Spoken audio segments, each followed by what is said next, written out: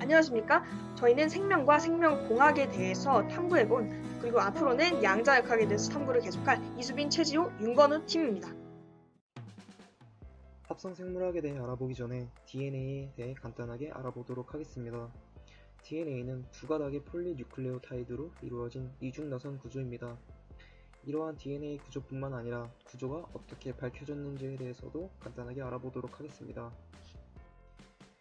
이 과정에서는 X선 회절 실험이 이용되었습니다. X선 회절 실험은 원자 결정에 X를 쏘고 그때 발생하는 회절 무늬를 분석하는 과정인데요.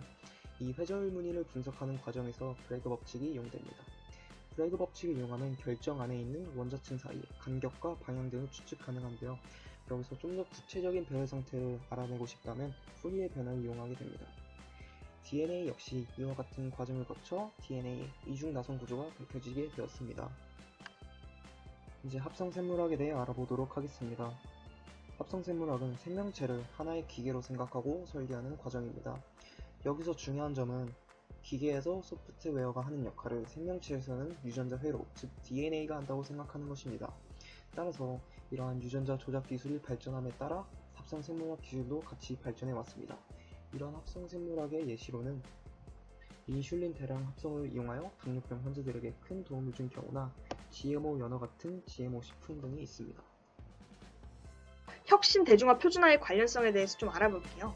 컴퓨터 얘기를 좀 해볼게요. 컴퓨터공학이나 정보기술이 지금 최근에 급격하게 발전했잖아요. 그 뒤를 좀 보아봤더니 컴퓨터 부품이 표준화되어 있었대요. 표준화라는 것은 그 종류가 굉장히 체계적으로 조직이 되어 있고 그 부품이 또 어디에 쓰이는지가 잘 정리가 되어 있는 거예요. 그럼 부품의 표준화를 바탕으로 기술이 대중화되면서 컴퓨터 관련해서 관심 있는 사람들은 얼마든지 이런 부품을 쉽게 구할 수 있고 그를 바탕으로 기술을 더욱더 발전시킬 수 있게 돼서 최종적으로 진정한 혁신이 일어났다는 것입니다. 이걸 생명공학 기술에도 적용을 해보면 부품의 표준화는 바이오 브릭 재단에서 해주었습니다. 그래서 생명이라는 기계를 이루는 이 부품을 바이오 브릭이라고 보았고요. 이 바이오 팹이라는 사이트에서는 이런 바이오 브릭에 관한 지식과 정보를 공유할 수 있도록 해주었습니다. 또 Do It Yourself Bio라는 게 있는데요. 생명공학에 관심이 많은 개인이 실험을 하고 싶은 거예요. 그런데 집에 실험실이 없는 거죠. 실험실이 있는 집이 많이 없죠. 그래서 이제 지역에 실험실을 설치하는 것입니다. 그래서 커뮤니티 랩이라는 것을 설치해서 실험을 원하는 어떤 수많은 개인들이 이런 실험실을 방문해서 실험을 할 수 있도록 한 것입니다. 서울에도 커뮤니티 랩이 하나 있습니다. 또한 합성생물학 대회도 계속해서 개최하면서 대중의 생물학에 대한 관심을 이끌어내고 있습니다.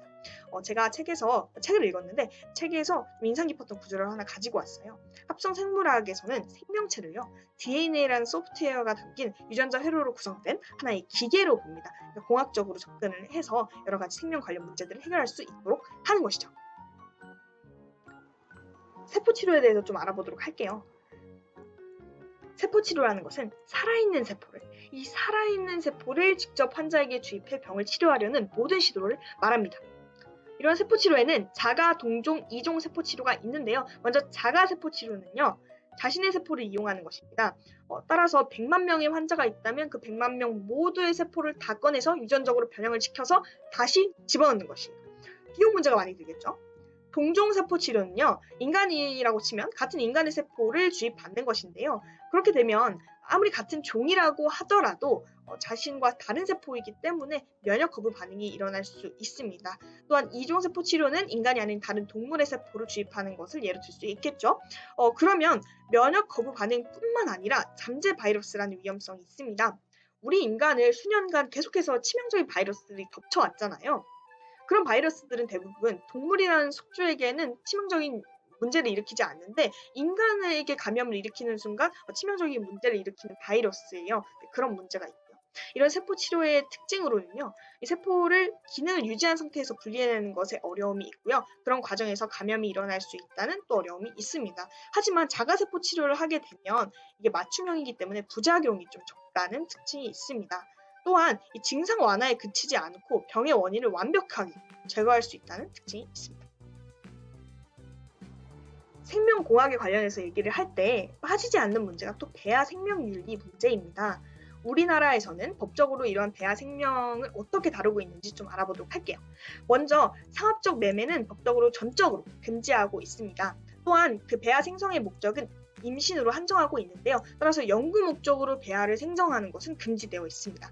이렇게 임신을 위해서 체외 수정 등으로 자녀 배아나 자녀 난자 등이 발생을 하면 연구기관에 이전할 수 있는데요. 이때 이 배아나 난자의 유전적 주입에게 허가를 받고 또 무상으로 기증해야 합니다.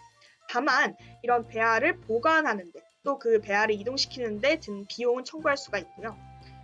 이렇게 연구기관으로 이전된 배아는 치명적인 유전자 질환 등을 가진 환자들을 위해서 아주 유익하게 쓰일 수 있습니다. 이러한 생명공학 기술도 다른 과학 기술들과 마찬가지로 양면성을 가지고 있습니다. 이렇게 인류에게 해가 될 수도 있고 독이 될 수도 있는 양날의 칼 같은 기술이라고 하여 이중활용 기술이라고 불리기도 하는데요. 예를 들어보자면 스페인 독감 혹시 아시나요? 1918년부터 1919년까지 약 1,500만 명에서 5천만 명의 사상자를 냈으며 전 기간으로 따지면 약 5억 명의 사상자를 낸 엄청난 독감 바이러스입니다. 그런데 이것이 지구에서 종식되었다가 실험실에서 2005년 정도에 복원이 되었고요. 또 천연두 바이러스도 지구상에서 종식되었다가 다시 실험실에서 복원이 되었습니다. 이렇게 인류에게 치명적일 수 있는 바이러스가 얼마든지 복원되고 재현되고 또 이런 새로운 바이러스를 만들어낼 수도 있다는 것입니다. 이런 것들은 바이오 테러를 위한 생물 무기로 사용될 수가 있습니다. 게다가 생명공학 기술은 접근성이 굉장히 높습니다. 누구나 접근할 수 있고요. 또한 그 관련한 정보도 아주 세부적인 것까지 대중에게 여과 없이 공개가 되어 있습니다. 이 위험성으로 따지면 핵기술 이상의 잠재적 위험성을 갖는 생명과학 기술이 누구에게나 여과 없이 개방되고 공유되고 있다는 상황입니다. 따라서 우리는 이러한 사실에 대해서 경각심을 가지고 또 국제적인 논의를 계속해갈 필요가 있겠습니다. 먼저 기존 세계의 유전자 가위의 특징에 대해서 알아볼 건데요. 첫 번째는 제한 효소입니다. 세균 안에서 특정 염기 서열을 절단하는 기능을 가지고 있고 4개에서 8개로 구성된 DNA 염기 서열을 특이적으로 인식합니다. 두 번째는 징크핀거 가위인데 원래는 전사인자의 이름이고 8개에서 10개의 염기 서열을 인식합니다.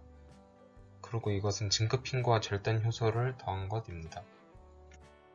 세 번째는 탈렌인데요. 단백질 복합체입니다. 탈 이펙터와 핵산 내부 분해 요소를 합한 것으로 10개에서 12개의 염기 서열을 인식하고 탈 이펙터의 구조 변경이 가능합니다.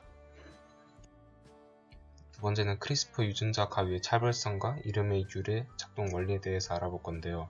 먼저 차별성은 특이성이 엄청나게 높고요. 두 번째는 이름 유래인데 간헐적으로 반복되는 회문 구조 염기 서열 집합체로 크리스퍼 유전자의 DNA 회문 구조를 만들 수 있는 염기 서열이 반복되는 것에서 유래되었습니다. 작동 원리는 아무 DNA 염기 서열을 골라 21 염기쌍의 길이로 크리스퍼 유전자 사위에 삽입해주면 RNA가 발현해 작동한다고 합니다. 주제는 유전자를 변형시켜 태어나기 전 미리 뿔을 제거하는 것과 자라면서 자연스럽게 생긴 뿔을 자르고 제거하는 것 중 어느 것이 더 인도적인가인데요. 첫 번째는 미리 뿔을 제거해야 한다입니다. 요약하자면 숯불은 그렇게 필수적이지 않다는 것입니다. 두 번째도 미리 뿔을 제거해야 한다인데 요약하자면 정답이 정해져 있지 않지만 최대한 동물에게 예의를 갖추는 방향으로 가자는 의견입니다. 두 번째 주제는 배아를 상대로 편집하고 착상, 출산시킨 과학자를 어떻게 평가할 수 있을까인데요. 첫 번째는 비윤리적입니다. 요약하자면 허젠 쿠이 박사가 연구 윤리 합의를 깨트렸고 성공한 것도 아니기 때문입니다. 두 번째는 정당하지 않다인데 요약하자면 너무 성급히 시도했다고 합니다. 세 번째도 비윤리적이다라는 의견인데요. 아직 여러 기능들도 명확히 밝혀지지 않았으므로 이와 같이 성급하다는 의견입니다.